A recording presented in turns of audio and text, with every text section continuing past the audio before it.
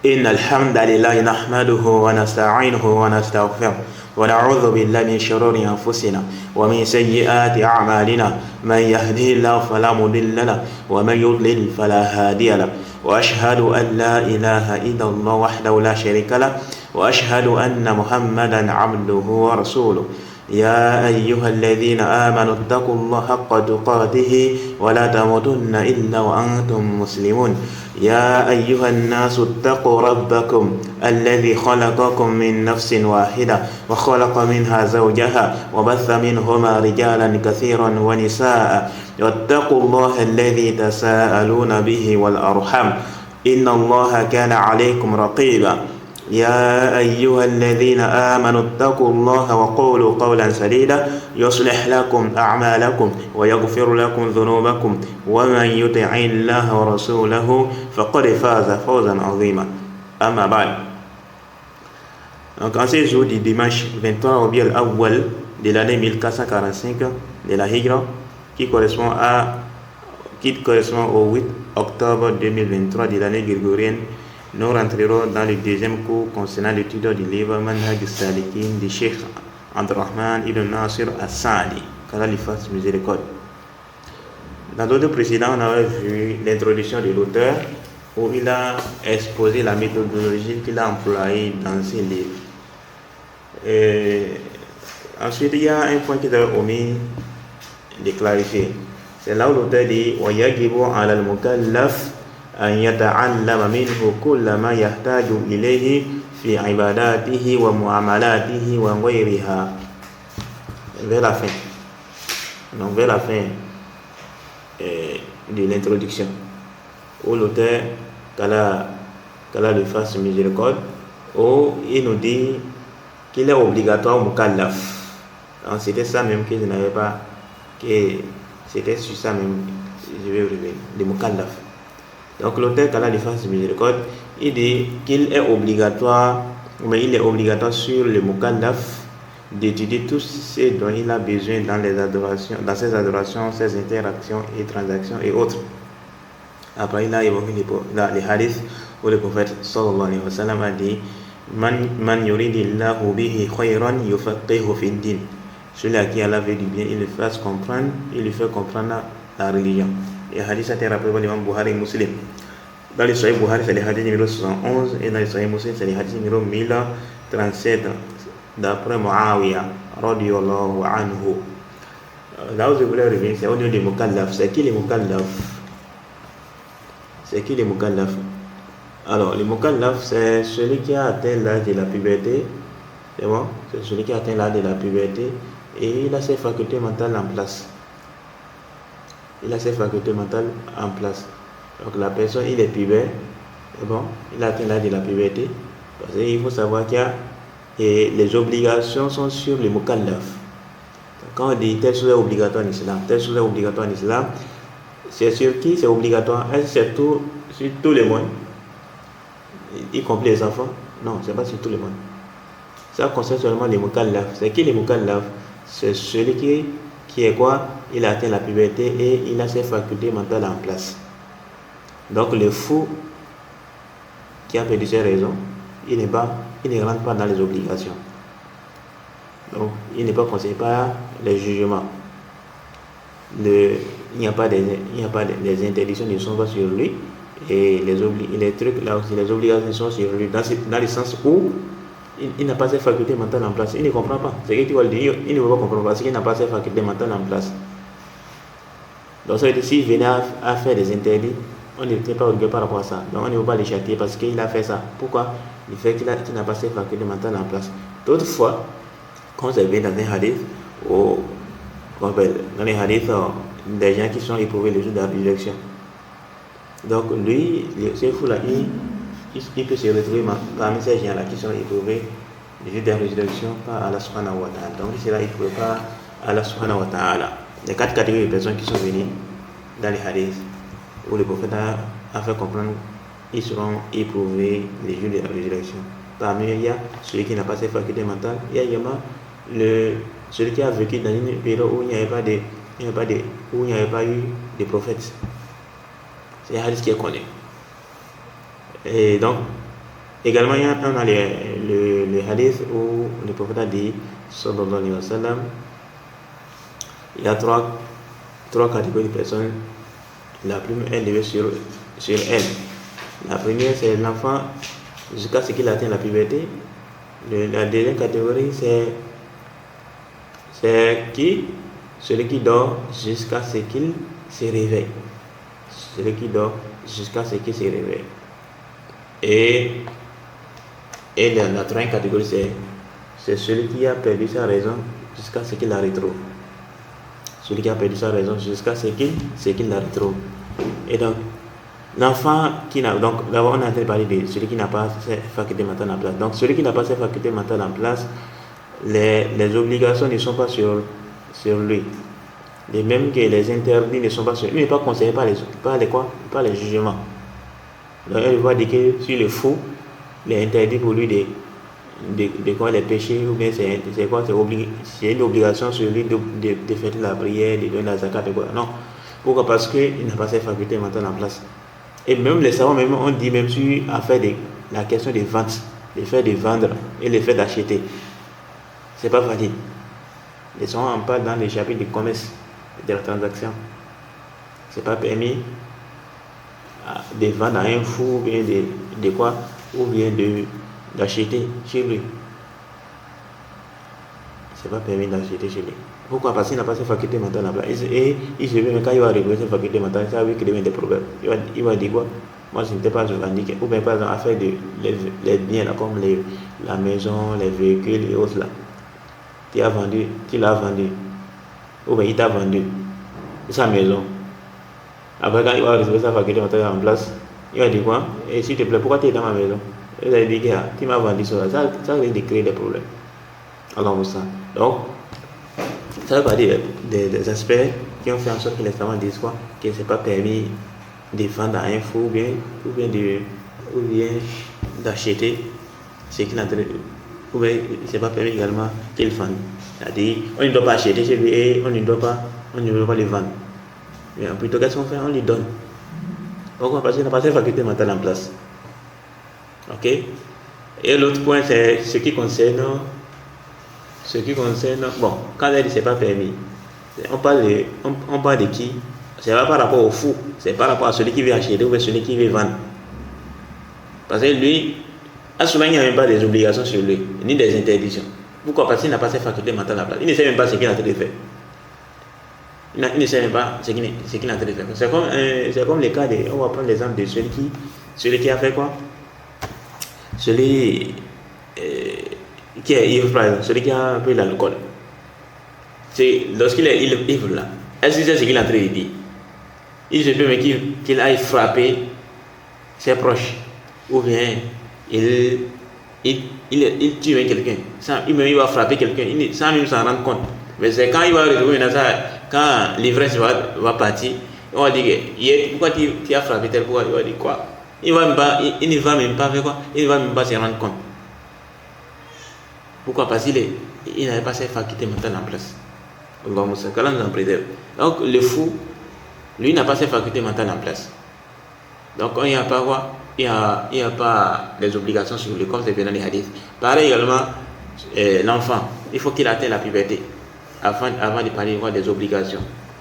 Maintenant, toutefois, si l'enfant, avant l'âge de la puberté, s'il fait des adorations, c'est pris en considération. Il voit, si ces conditions sont remplies, il mérite d'être récompensé. C'est pris en considération. Si les conditions sont remplies, bien sûr. Les conditions de validité, si c'est rempli, là, on dit quoi? Son adoration, elle est valide. Et il mérite les récompenses auprès d'Allah subhanahu wa ta'ala. Il mérite les récompenses auprès d'Allah subhanahu wa ta'ala. Et de l'autre côté, s'il commet des interdits, s'il vient à commettre des interdits comme les interdits qui sont contre la religion, c'est pas pris en considération. Pourquoi? Parce qu'il n'est pas encore pubère. Donc c'est quand il va atteindre la puberté, c'est en ce temps les obligations, les interdictions sont sur, on ne compte pas prendre en considération. Mais avant la puberté, c'est pas pris en considération. Maintenant la puberté, c'est à quel âge? Alors la puberté, l'âge, il faut savoir que les savants sont unanimes que la sortie du sperme chez l'homme et également la sortie des menstrues chez la femme, c'est un signe de puberté. Même si tu n'as pas encore 18 ans. C'est pas pour un de 18 ans. Certaines personnes pensent qu'il faut d'abord atteindre 18 ans pour dire que tu es pubère. Non, en islam, c'est pas pour un d'âge. C'est pas pour un d'âge. Tu peux avoir 10 ans et tu es pubère. Ou bien tu es âgé peut-être de 11 ans, ou bien 12 ans, ou bien 13 ans et tu es pubère. Donc la puberté, c'est quoi? C'est pas lié à 18 ans. Tu peux avoir moins de 18 ans et tu es pubère déjà. Et les obligations sont sur toi, et les interdits également sont sur toi. Donc il faut arrêter avec cette philosophie que certains amènent souvent. Je dis non, c'est quand tu as 18 ans que les obligations sont sur toi. Mais avant 18 ans, là, tu n'as pas les obligations, ou bien tu es encore mineur. Cette philosophie, c'est pas en islam. En islam, ce qui est pris en compte, c'est la puberté. Maintenant, si avant 18 ans, on voit les signes de la puberté chez toi, donc la sortie des menstrues, quand tu es une femme, bien, la sortie des spermes chez l'homme, alors tu es pubère déjà. Ok? Donc c'était ça que je voulais à évoquer. Donc on va continuer. L'auteur dit Kitabu Tahara. Kitabu At-Tahara, les livres de la purification. Et bon, les chefs Suleiman Arouheli, dans son explication, il a fait comprendre que dans certains manuscrits de ces livres-là, c'est seulement écrit fasl, chapitre. Il n'y a pas la mention de Kitab Tahara. Et dans d'autres manuscrits, c'est écrit Kitab Tahara. Et il voit que ce qui est quoi? Ce qui est meilleur pour lui, c'est les fasl et non Kitab Tahara. Pourquoi? Parce que ici, là où ce dont l'auteur va parler, tout ce dont l'auteur va parler maintenant là, ça n'a pas de rapport avec la purification. Ça a plutôt un rapport avec la croyance. Il a résumé de manière succincte. Il a fait un résumé de quoi?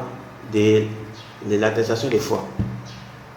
Là, il a et Muhammad Rasulullah. Il a essayé d'expliquer ça de manière résumée.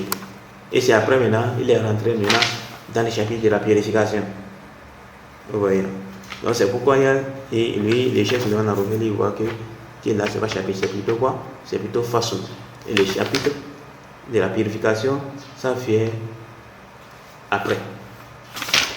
Donc, on commence. Il dit, l'auteur dit, il dit, قال النبي صلى الله عليه وسلم بني الإسلام على خمس شهادة أن لا إله إلا الله وأن محمدا رسول الله وإقام الصلاة وإيتاء الزكاة وحج البيت وصوم رمضان متفق عليه. L'auteur dit que le prophète sallallahu alayhi wa sallam a dit l'islam est bâti sur 5 piliers. L'attestation qu'il n'y a aucune divinité qui mérite l'adoration en dehors d'Allah et que Mohammed sallallahu alayhi wa sallam est le messager d'Allah. L'accomplissement de la prière, l'acquittement de la zakat et le hajj à la maison. Effectuer les hajj, le pèlerinage à la maison, wa sawm Ramadan et le jeûne du mois de Ramadan. Et ici dans les hadiths, on voit que le jeûne du mois de Ramadan vient après le hajj. Le jeûne du mois de Ramadan vient après le hajj. Mais c'est comme ça que ça vient dans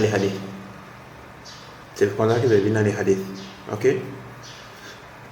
Bon, ici, on ne va pas rentrer trop en détail dans ce sujet-là. Peut-être si on a pu parler des sujets qui ont rapport avec les hadiths du prophète sallallahu alayhi wa sallam, ou bien dans les on parle en détail sur les 5 piliers, on a commencé par expliquer ces hadiths-là. Peut-être qu'on peut rentrer en détail par rapport à ça. Ici, les livres traitent de quoi? Ça traite du chapitre de la prière. Donc on a juste besoin des preuves par rapport à ce qu'on veut dire, c'est tout. Ok? Donc les hadiths ont été rapportés par l'imam Bukhari et l'imam Muslim. Et c'est les hadiths de Ibn Umar radiyallahu anhuma. Dans le Sahih Bukhari, c'est le hadith numéro 8. Et dans le Sahih Muslim, c'est le hadith numéro 16. Ensuite, l'auteur dit فَشَهَادَةُ أَنْ لَا إِلَهَ إِلَّا اللَّهُ عِلْمُ الْعَبْدِ وَاعْتِقَادُهُ وَالْتِزَامُهُ أَنَّهُ لَا يَسْتَحِقُّ الْأُلُوهِيَّةَ وَالْعُبُودِيَّةَ إِلَّا اللَّهُ وَحْدَهُ لَا شَرِيكَ لَهُ. Donc il dit l'attestation qu'il n'y a aucune divinité qui vient d'adoration en dehors d'Allah est le fait que le serviteur sache et croit obligatoirement que nul ne mérite l'adoration, nul ne mérite véritablement l'adoration et la dévotion si ce n'est Allah, seul, sans aucun associé. Et c'est ça. La ilaha illallah, c'est quoi? C'est le fait que quand on dit Ashhadu an la ilaha illallah, ça veut dire quoi? Ça veut dire que tu attestes et tu reconnais que quoi? Toute forme d'adoration vouée à un autre qu'Allah, c'est faux. Toute forme d'adoration vouée à un autre qu'Allah est caduque, nulle. Et l'adoration est seulement réservée uniquement et exclusivement à Allah, le créateur des cieux et de la terre. La ilaha illallah, ça ne veut pas dire qu'il y a des créateurs en Dieu d'Allah, il y a des pouvoirs en Dieu d'Allah, il y a des personnes qui peuvent créer en Dieu d'Allah. Tout ça là, c'est pas ça la ilaha illallah. La ilaha illallah, c'est quoi? La ma'buda bihaqqin illallah. Rien ne mérite l'adoration. Toutes les divinités, il y a des divinités qui existent. Des divinités qui sont les tombes, plein de divinités existent. Même chez nous là-bas, Baname, elle s'est autoproclamée divinité. Non. Les gens l'adorent. J'ai même aussi appris, elle dit on dit même qu'elle est déesse, non? La déesse du Bénin. J'ai même appris aussi en Côte d'Ivoire, il y a quelqu'un qui est sorti ou dit qu'il est quoi? Qu'il est Dieu. Et qui est celui qui a envoyé sa fils de Mariam. Regardez comment les gens sont en train de s'égarer selon. On va voir ça. Et même Banamela, elle a dit que c'est elle qui a envoyé sa fils de Mariam. Et j'ai même encore appris qu'elle aurait dit que c'est elle le gamin qui a envoyé le prophète Mohammed sallallahu alayhi wa sallam. Ça montre qu'elle est en train de mentir. Parce que le prophète nous a informé qu'on ne verra pas Allah subhanahu wa ta'ala ici. Donc, elle s'est déjà dévoilée. Donc, elle dit quoi? Soit si elle dit que c'est elle qui a envoyé Mohammed sallallahu alayhi wa sallam, donc ça veut dire indirectement elle est en train de dire quoi? Soit c'est elle qui est en train de mentir, soit c'est le prophète sallallahu alayhi wa sallam qui est en train de nous mentir. Ou bien, peut-être le prophète nous a dit quoi? Qu'on ne verra pas Allah subhanahu wa ta'ala ici-bas. Et elle prétend que c'est elle qui est Allah. Et que c'est elle qui a envoyé Mohammed sallallahu alayhi wa sallam. Voilà que le prophète nous a dit qu'on ne verra pas Allah subhanahu wa ta'ala ici. Donc si toi tu dis que c'est toi qui as envoyé Mohammed, voilà que le prophète lui-même il nous dit qu'on ne verra pas Allah subhanahu wa ta'ala ici. Donc ça veut dire quoi? Soit tu es en train de dire que le prophète nous a menti, ou soit toi-même tu es en train de mentir. Et voilà que le prophète ne ment jamais. Le prophète ne ment pas. Le prophète n'a jamais menti. Et donc, ça montre quoi? Que ce qui est en train de prétendre, c'est quoi? C'est un mensonge. Allah. Et les gens sont trompés par elle. Qu'Allah nous guide. Donc, le message de la ilaha illallah consiste à faire quoi? À délaisser toute forme d'adoration vouée à un autre qu'Allah. Donc, l'adoration des tombes, l'adoration des mausolées, l'adoration des arbres, l'adoration des pieds, l'adoration des personnes, l'adoration du soleil, de la lune et autres, des planètes. Tout ça, on doit délaisser ça. L'adoration des djinns et autres, l'immolation pour les djinns, l'immolation pour les tombes et autres, tout ça, on doit délaisser ça. Et on va s'accrocher à quoi? À l'adoration d'Allah, uniquement et exclusivement. Toute forme d'adoration, vous voyez un autre, c'est le shirk. Il faut réserver toutes les formes d'adoration à Allah, uniquement et exclusivement.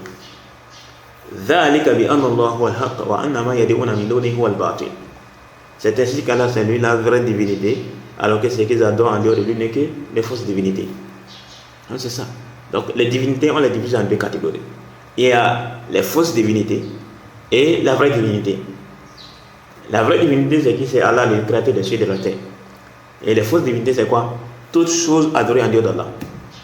Toutes choses adorées en Dieu d'Allah n'est que des fausses divinités. Ok?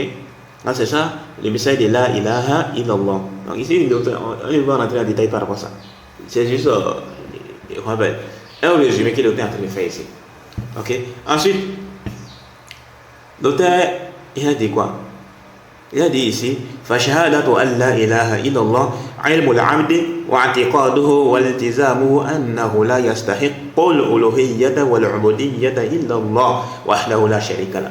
Et l'attestation de foi, il y a quoi? L'attestation qu'il n'y a aucune divinité qui met de l'adoration en dehors d'Allah, et le fait que le serviteur sache et croit obligatoirement que nul ne mérite l'adoration, Les véritables adorations. Nul ne mérite véritablement l'adoration et la dévotion si ce n'est Allah, seul, sans aucun associé. Ibn Abbas nous a même défini Allah comme étant quoi? Dhul uluhiyyati wal ubudiyyati ala khalqihi ajmaïn. Allah, c'est quoi? C'est celui qui mérite la dévotion et l'adoration sur l'ensemble de cette créature. Donc, c'est Allah subhanahu wa ta'ala qui est le créateur de cette terre. C'est lui qui mérite l'adoration. Ok? Toute forme d'adoration, vous voyez, à un autre cas là, c'est le shirk. Et c'est le plus grand des péchés. Qu'Allah nous en préserve. Allah nous en préserve. Donc, il faut faire attention par rapport à ça. Malgré des musulmans aujourd'hui qui s'attachent à un autre Allah en les adorant et autres là. Et il faut savoir que là, il a deux piliers. Al-Nafiu et Al-Ithbat. L'infirmation de l'adoration, le fait d'infirmer l'adoration vouée à tout autre qu'Allah. L'infirmation, le fait d'infirmer l'adoration vouée à tout autre qu'Allah. C'est ça le premier pilier. Et le deuxième pilier, c'est quoi? L'affirmation. Al-Ithbat. L'affirmation pour Allah subhanahu wa ta'ala seul. Les droits d'adoration pour Allah subhanahu wa ta'ala seul. Ok, donc il faut obligatoirement que les deux là soient réunis. Ok, il faut que les deux là, les deux piliers doivent être réunis. Les nafi et les isbat. S'il n'est pas, alors, c'est pas les messages de la ilaha illallah. Ok, c'est là j'ai ça une partie. Ensuite l'autre dit فيوجب ذلك على العبد إخلاص جميع الدين لله تعالى وأن تكون عبادته الظاهرة والباطنة كلها لله وحده وأن لا يشرك به شيئا في جميع أمور الدين. Alors l'auteur, qu'Allah lui fasse miséricorde, il dit que cela oblige au serviteur d'être sincère dans tout ce qu'il fait dans la religion d'Allah le Très-Haut et que toutes ces adorations, qu'elles soient apparentes ou cachées, doivent être exclusivement pour Allah seul et qu'il ne lui associe rien dans toutes les affaires religieuses. C'est ça. Toutes les formes d'adoration que tu es en train de dévouer là, tu dois l'offrir uniquement et exclusivement à Allah subhanahu wa ta'ala. Que ces adorations soient apparentes ou bien cachées. Qu'est-ce que l'adoration?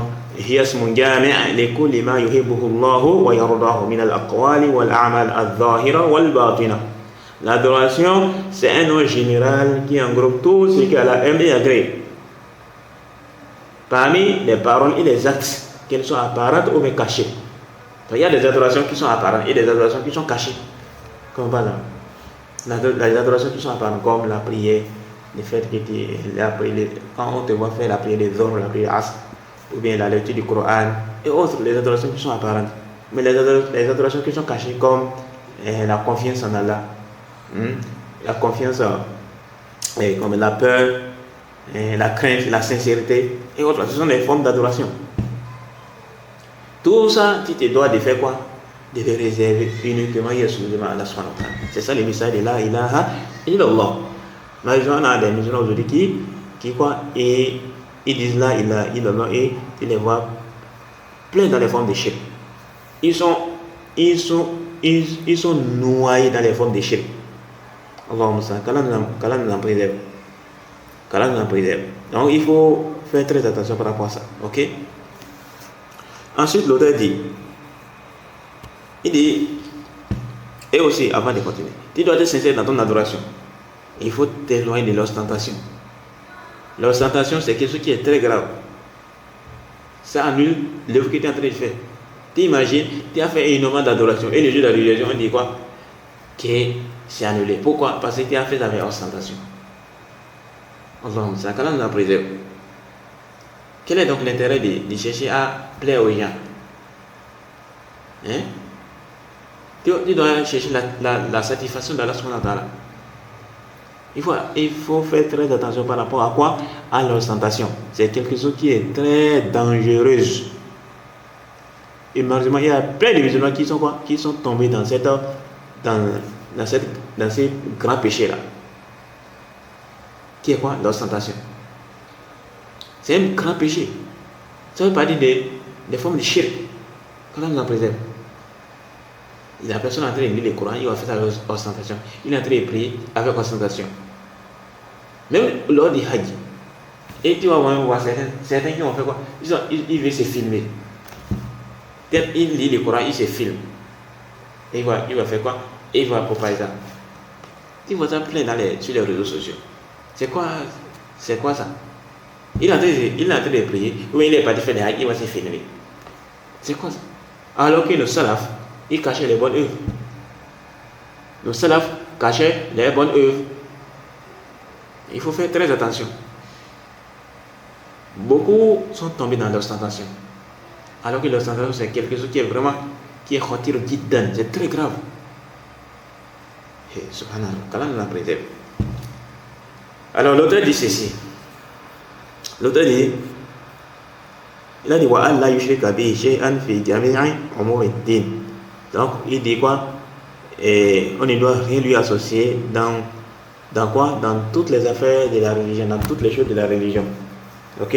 Les choses religieuses, on ne doit rien lui associer. Pourquoi? Parce que c'est le seul qui mérite l'adoration. Allah il est quoi? Wa huwa Allah alladhi khalaqak. Donc c'est lui Allah qui t'a créé. Et c'est lui qui mérite l'adoration. Qu'Allah nous la préserve. Ok? Il faut faire très attention par rapport à ça.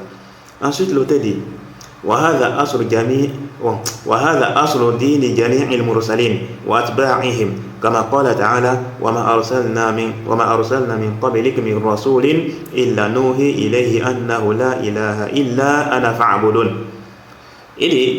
Ceci est la base de la religion de tous les messagers et de ceux qui les ont suivis, comme Allah le Très-Haut l'a dit. Selon la tradition sans se rapprocher, nous n'avons envoyé avant toi aucun messager à qui nous n'avons révélé point de divinité qui met de l'adoration en dehors de moi. Adorez-moi donc. C'est ça. Tous les messagers, c'est à ça ils sont appelés. C'est ça la base de leur religion. C'est pourquoi on dit quoi? On dit quoi? En ce qui concerne le tawhid, la base de la religion, les messages des prophètes étaient uniques. Il n'y a pas de divergence sur ça. Il n'y a pas de différence sur ça. Et dans plein de passages du Coran, Allah nous informe de ça. Nous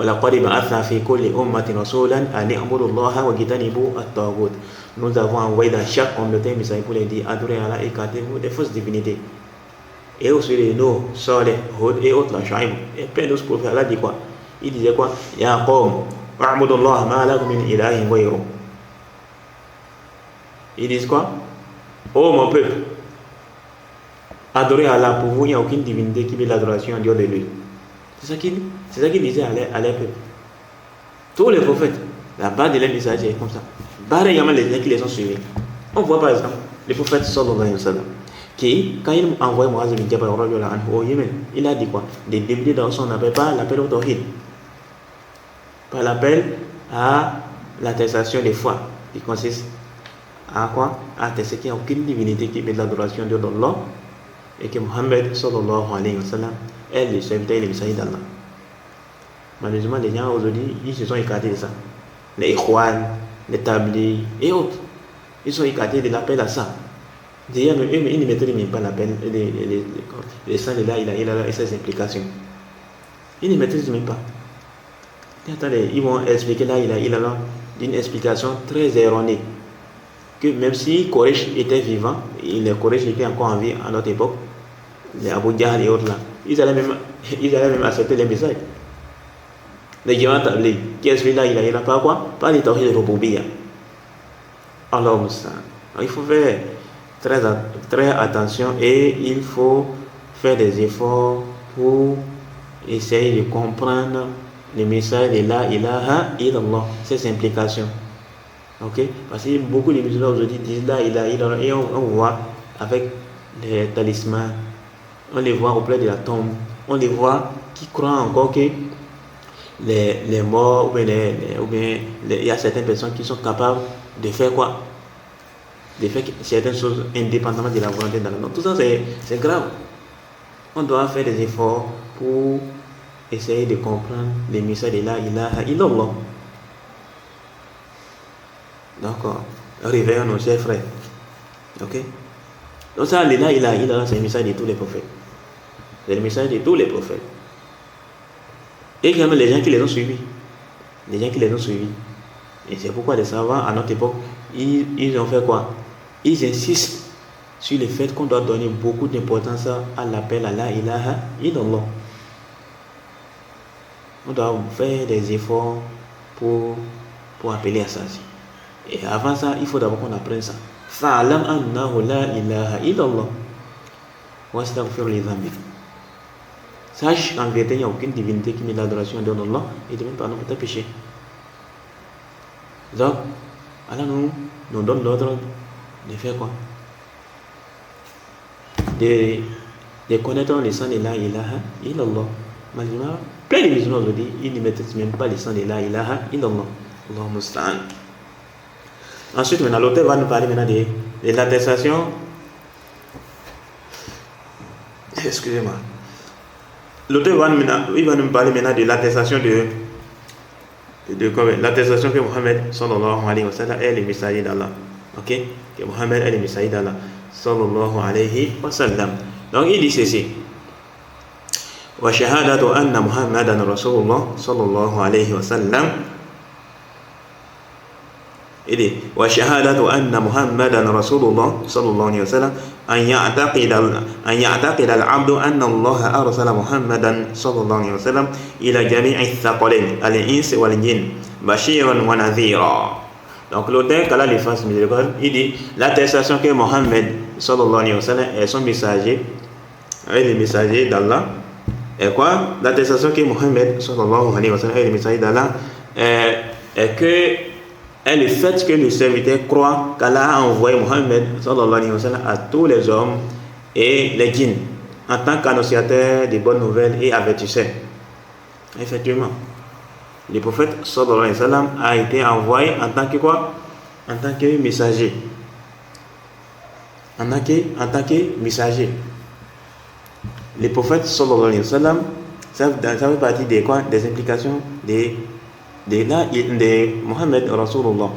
Lorsque tu attestes que le messager d'Allah, Mohammed sallallahu alayhi wa sallam, il a été envoyé, il est un messager d'Allah, ça veut dire quoi? Ça veut dire que c'est un serviteur, il ne doit pas être adoré. C'est un messager, on ne doit pas le démentir. Il est un serviteur d'Allah, on ne doit pas l'adorer. Et il est un messager de la part d'Allah, on ne doit pas le démentir. Maintenant, comme les musulmans aujourd'hui, qui amènent certaines informations, il faut démentir ça. Pourtant, c'est les hadiths qui sont authentiques. Pourtant, c'est les hadiths qui sont authentiques. Allah musta'an. Le prophète sallallahu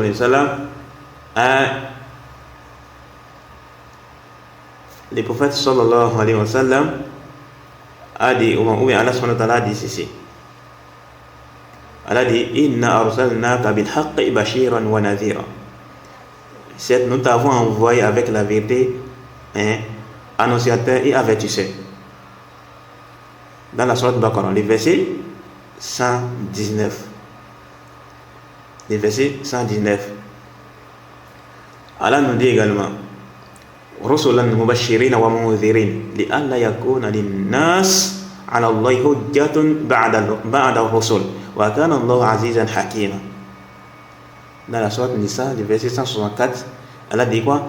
Rusulan mubashirin wa munzirin li alla yakuna lin-nasi 'ala Allahi hujjatun ba'da ar-rusul. Donc en tant que messager, annonciateur et avertisseur, afin qu'après la venue des messagers, il n'y eut pour les gens point d'argument devant Allah. Wa kana Allahu azizan hakima. Et Allah est puissant et sage. Le verset 165 de la sourate Nisa. Donc le prophète sallallahu alayhi wa sallam a été envoyé comme quoi?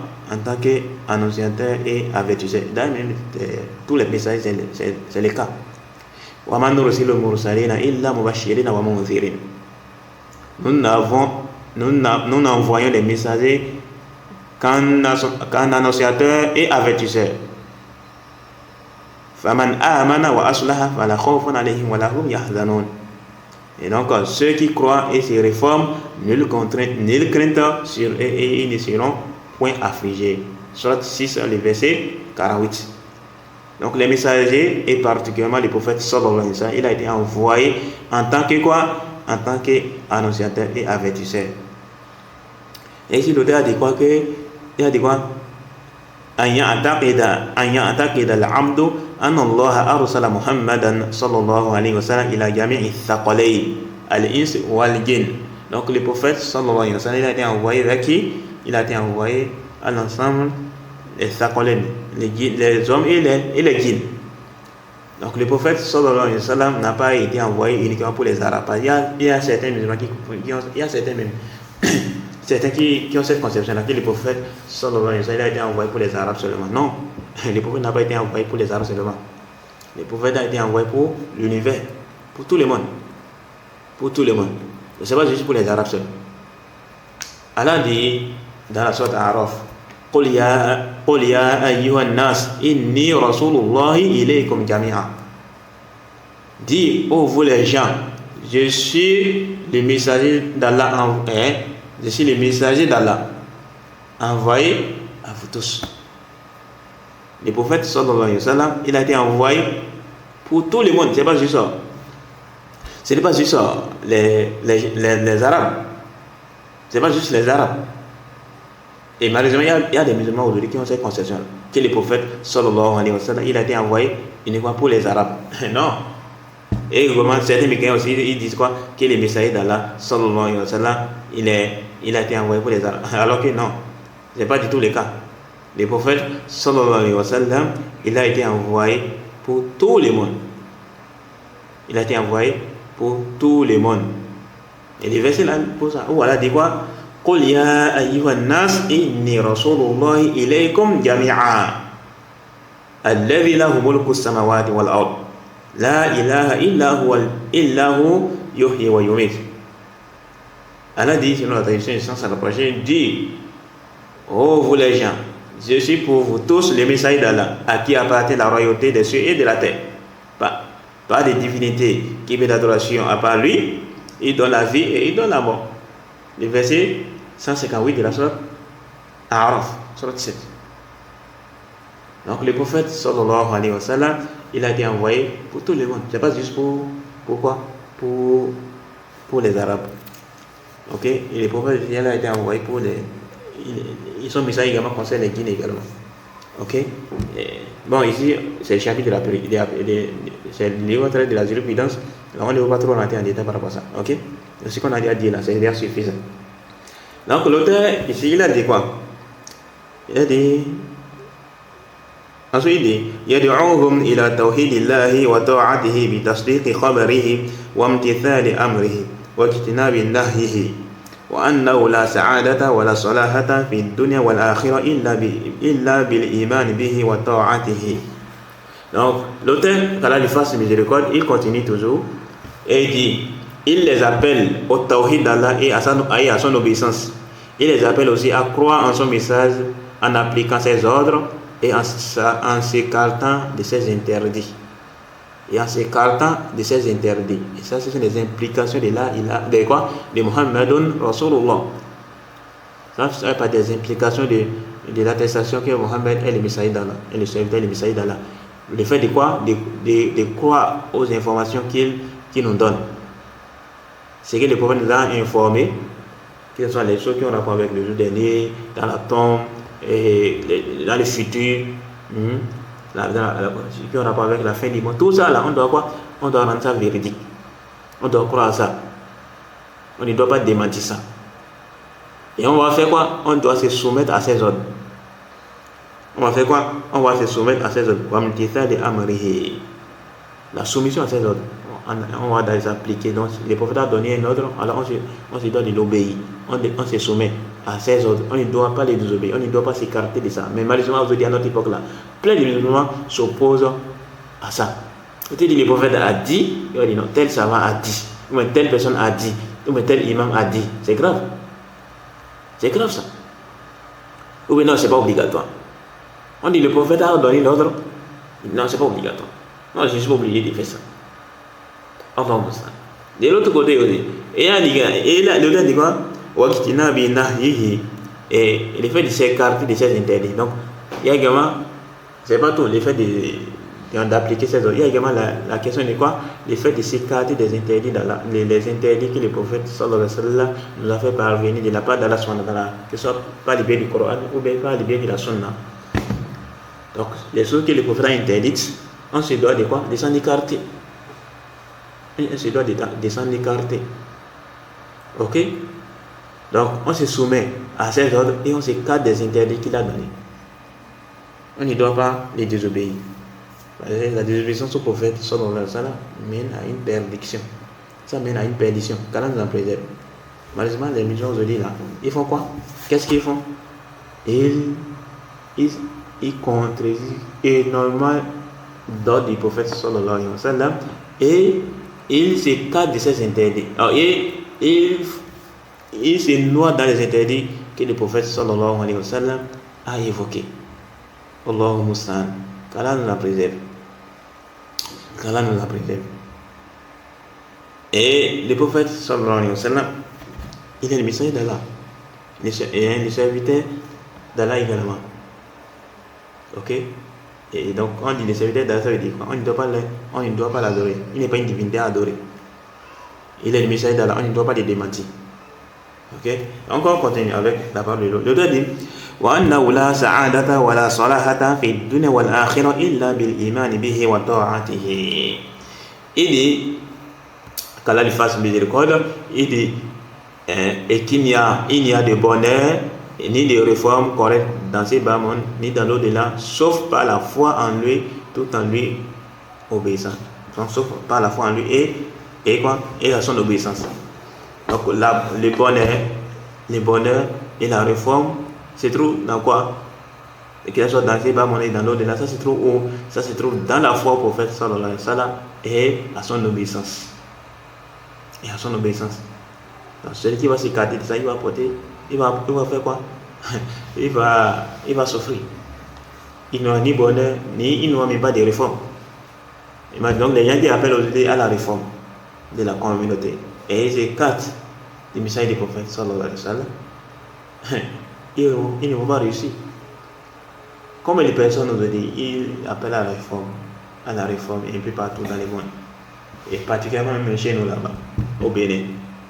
Mais du fait que l'appel à la réforme n'est pas basé sur les bases solides, ça n'a pas abouti. Même chez nous là-bas au village, depuis des années, ils sont dit qu'ils vont amener la réforme.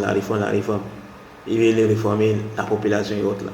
Mais ils se sont écartés des messages du prophète sallallahu alayhi wa sallam. Tu les vois plein dans les formes de shirk, les désobéissances, la fornication, le riba, la médisance, la négligence dans les obligations. Comment il peut y avoir des formes comme ça? Allah Moussa, qu'Allah nous en préserve. Au contraire même, ils sont ruinés de jour en jour. Qu'Allah nous en préserve. Qu'Allah nous en préserve. L'auteur continue et dit وأنه يجب تقديم محبته على محبة الناس على محبة النفس والولد والناس أجمعين. Alors il dit il faut également que l'amour pour lui prévaut sur l'amour de notre propre âme, des enfants ainsi que celui de tous les gens. Donc on doit faire quoi? L'amour du prophète sallallahu alayhi wa sallam doit précéder l'amour de sa propre personne, l'amour des enfants et l'amour des gens, de tous les mondes. Ton père, ta mère, tout le monde, tes proches. Tu dois aimer le prophète sallallahu alayhi wa sallam plus que tout le monde. Ok? Tu dois aimer. D'abord c'est l'amour d'Allah, ensuite l'amour du prophète sallallahu alayhi wa sallam. Donc malheureusement il y a des gens qui aiment les parents plus que les prophètes sallallahu alayhi wa sallam. Oui, ils aiment les propres personnes plus que les prophètes sallallahu alayhi wa sallam. Il y a un problème. Ils ont un problème. Et souvent, où se traduit l'amour du prophète sallallahu alayhi wa sallam? Lorsque la parole du prophète contredit la parole de tel, tu vas faire quoi?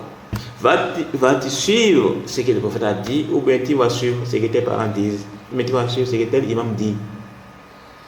Souvent c'est là Quand il y a confrontation, quand il y a confrontation entre l'amour, entre quoi? L'ordre du prophète, sallallahu alayhi wa sallam, et celui que tu aimes. La parole de celui que tu aimes.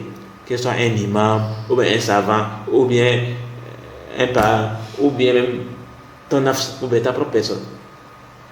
Tu vas faire quoi? Vas-tu suivre ce que le prophète a dit, ou bien tu vas délaisser ça et tu vas suivre ton propre nafs, ou bien la parole de ton imam et autres. Tu vois, c'est là où il y a un problème.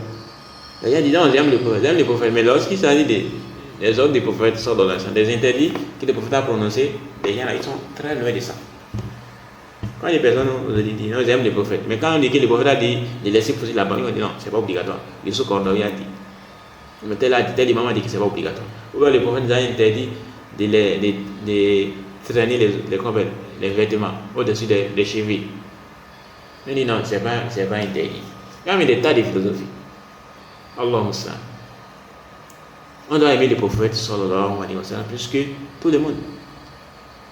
Donc, et souvent, l'amour du prophète se traduit quoi?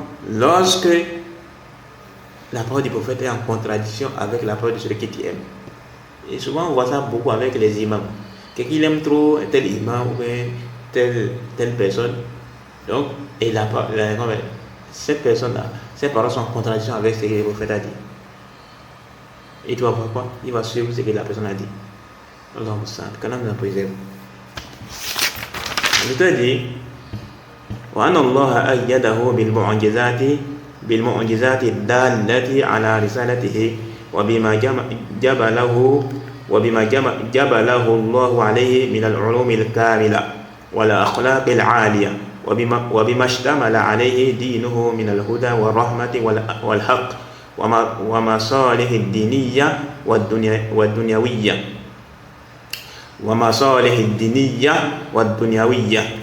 Donc l'auteur, qu'Allah lui fasse miséricorde, il dit Allah l'a soutenu et l'a renforcé par le biais des miracles qui attestent et montrent la véracité de son message, de même qu'il a reçu la science complète et les meilleurs comportements. Et sa religion englobe et renferme la guidée, la miséricorde et la vérité et les intérêts religieux et mondains. Effectivement, le prophète sallallahu alayhi wa sallam, il a reçu des miracles. Il a accompli des miracles. Par exemple, la scission de la lune. Allah nous a même parlé de ça dans le Coran. Dans la biographie du prophète sallallahu alayhi wa sallam, on parle des miracles du prophète sallallahu alayhi wa sallam. Le prophète a accompli beaucoup de miracles.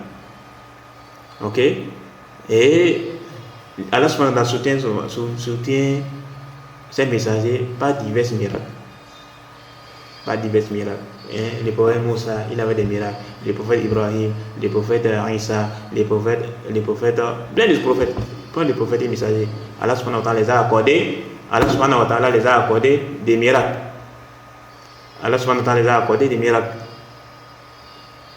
Et donc, qu'est-ce qui s'est passé? C'est pour Allah les a accordés des miracles pour faire quoi? Pour secourir ces messagers, pour que les gens puissent croire en eux, pour qu'ils attestent de la véracité de leurs messages. Mais il y a certains qui s'en détournent. Allahumma sallam. Ensuite, l'auteur dit, et également, il a parlé ici de quoi? Que sa religion englobe et renferme la guidée, la miséricorde et la vérité. Effectivement. La religion du prophète sallallahu alayhi wa sallam contient la guidée. Ça te guide sur le droit chemin. La miséricorde, la vérité et autres. Les intérêts religieux et mondains. Et c'est pourquoi. Et souvent, quand les savants veulent parler, ils regardent également est-ce qu'il y a un intérêt. Parfois, il y a quelque chose qui est interdit. Mais au moment où tu vas parler, c'est pas le bon moment. Donc, tu attends d'abord. Et ça, on voit ça dans la prédication. Il y a certains qui pensent que non, les gens ils se taisent. Comme par exemple la question de quoi? Des dirigeants. Les gens ils agissent avec ignorance et passion. Alors qu'on prend en compte les intérêts. Ils vont se révolter contre cela. Il faut regarder ce qui se passe aujourd'hui en Syrie. Ce qui se passe dans plein de pays, les gens qui sont rebellés. Alors, quand on en préserve, il faut faire attention par rapport à ça. La rébellion n'a rien à voir avec la religion. On nous a seulement dit de se révéler à quel moment? Lorsque les dirigeants vont délaisser la prière, ou bien il est mécréant. Il a quoi? Il a commis avec un siècle. C'est là où on nous a demandé de se révéler. Par contre, s'il n'a pas commis ni l'un ni l'autre, qu'est-ce qu'on va faire? On ne se révolte pas. Même s'il commet énormément de perversités dans les pays. On ne doit pas se reporter. On ne doit pas les critiquer un peu en public. On doit invoquer Allah son temps pour qu'il les révolte. Beaucoup ne sont pas quoi? Ils n'invoquent même pas pour les dirigeants. Il faut faire attention par rapport à ça. Ok? Ensuite, l'auteur dit وآياته الكبرى هذا القرآن العظيم بما فيه من الحق في الأخبار والأمر والنهي والله أعلم. Et son plus grand miracle fut ce sublime Coran avec ce qu'il contient comme vérité dans les informations, ordre et interdiction. Et Allah est plus savant. Donc, c'est ce que l'auteur nous dit ici. Effectivement, le Coran, c'est le plus grand miracle du prophète sallallahu alayhi wa sallam. Et Allah subhanahu wa ta'ala a défié les gens. Les mécréants de l'époque du prophète sallallahu alayhi wa sallam. Jusqu'à présent, personne n'a pu révéler les défis. Il y a énormément de défis qu'Allah subhanahu wa ta'ala a évoqués dans le Coran. Mais ils n'ont pas pu révéler les défis. Et ils ne pourront jamais révéler les défis. Le Coran, c'est un livre qui contient la guidée, la solution à nos problèmes. Et quand on va se détourner de ça, on va souffrir. Donc les gens appellent à la rébellion, ils ont dit qu'on veut réformer. Et ils s'écartent des messages du Coran, des messages que le prophète sallallahu alayhi wa sallam a apportés. Comment il peut y avoir réforme? Allahumma salli. Donc on va s'arrêter ici. Et ensuite, on va continuer prochainement avec le premier chapitre qui a rapport avec la purification, avec l'eau. Donc c'est là maintenant, l'auteur va maintenant dire quoi? Là, c'est ici maintenant, il y a le chapitre de la purification, Kitab Tahara, Faslun fil Miyah. Ok? Le chapitre des livres de la purification, chapitre concernant l'eau. Ok? Donc on va s'arrêter ici. On va continuer prochainement bi'idhni ta'ala. Subhanaka Allahumma wa bihamdika ashhadu an la ilaha illa anta astaghfiruka wa atubu ilayk. Assalamu alaikum wa rahmatullahi wa barakatuh.